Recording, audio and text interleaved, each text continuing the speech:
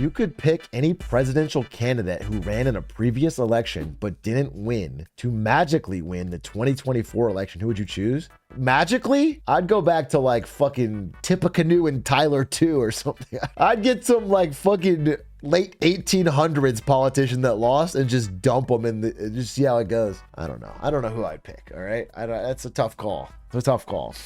But I probably would, after a little research, take you up on that offer. I feel like a young Jimmy Carter, I mean, he already won, but he lost re-election. I feel like Jimmy Carter, you give him a second chance, he proves everyone. I think he's a good guy. I don't want Jimmy Carter now. I think Jimmy Carter and Jimmy Beast a ticket.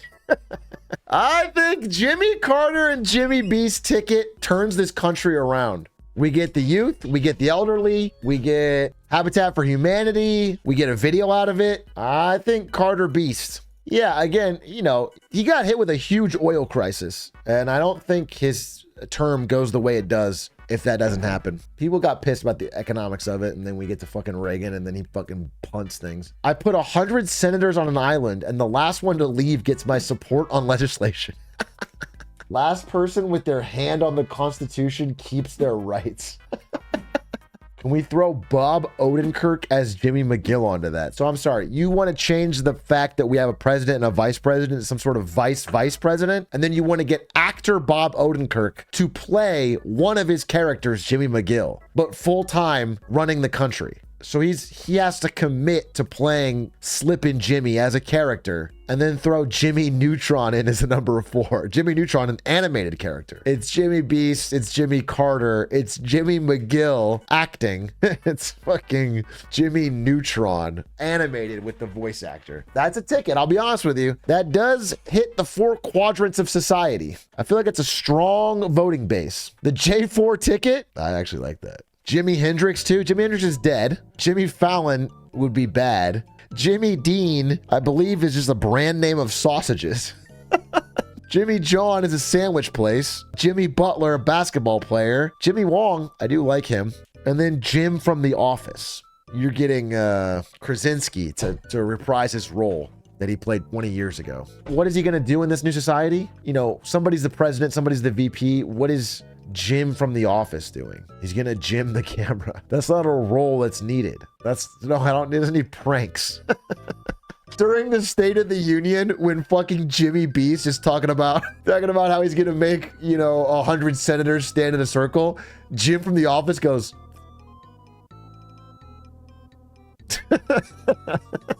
or Jimmy Carter's like, what's TikTok? Trying to shake somebody's hand.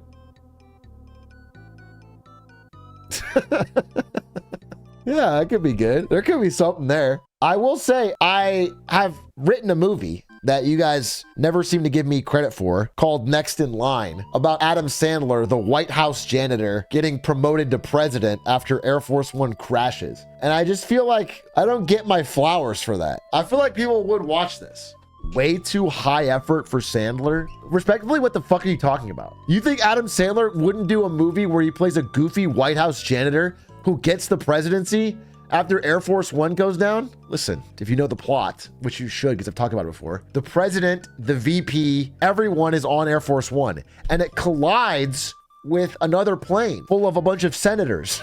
Like it's got Pelosi on there, and then the plane crash lands on an island, and there's the B plot, the whole movie, of them learning to figure it out on the island, okay? It's not too dark, they don't die. You guys understand? The president gets on the plane, they crash land, they lose track of the plane, and then they have to do like a Wilson, Tom Hanks Survivor type thing where they learn to put aside their differences. The Republicans and the Democrats put aside their difference to build a society on the island. That's the B plot. A plot is fucking, they read the bottom of the Constitution and it goes like, after the president, it's the VP. After the VP, it's the Speaker of the House. After that, and they go all the way down and it goes, it's the custodial lead. That's the bottom one, signed by Jefferson himself. And that's when they go, Adam Sandler. And then he is the fucking, he picks up his mop and he goes, what? No!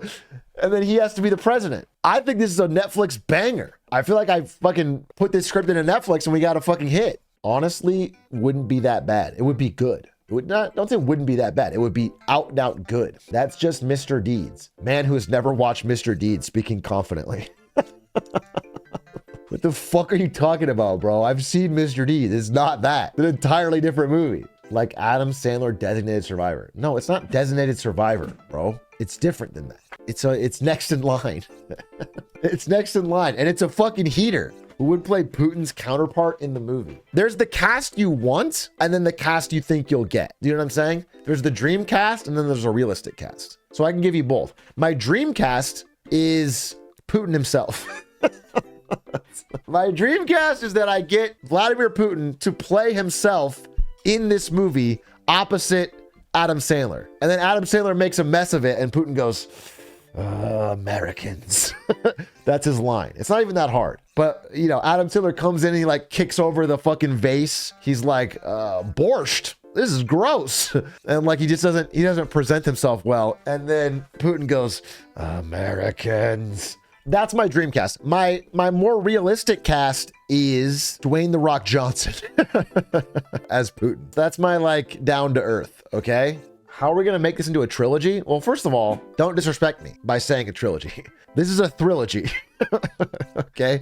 This is a fucking trilogy. We would never ever do something as boring as a trilogy. What we have here is a fucking full-on trilogy. And it's gonna change Hollywood. Jonah Hill would be a sick Putin. I will have Jonah Hill play a literally sick Putin. So The Rock plays Putin, but then he falls ill with something, and then we switch to Jonah Hill. I will agree to that. Who's Adam Sandler's love interest? The first lady. That's a great question. So I'm assuming based on Adam Sandler movies, there will be a woman who's like responsible for, she's like a constitutional lawyer. And she's the one they call when everyone crashes to like inspect the document. And she's like, it says custodial staff. And so she like spends the movie with him and like explains what his roles are. And it's like, she knows a lot about like the presidency and checks and balances and like how things work. And so she's always explaining things to him. And she's like, ugh.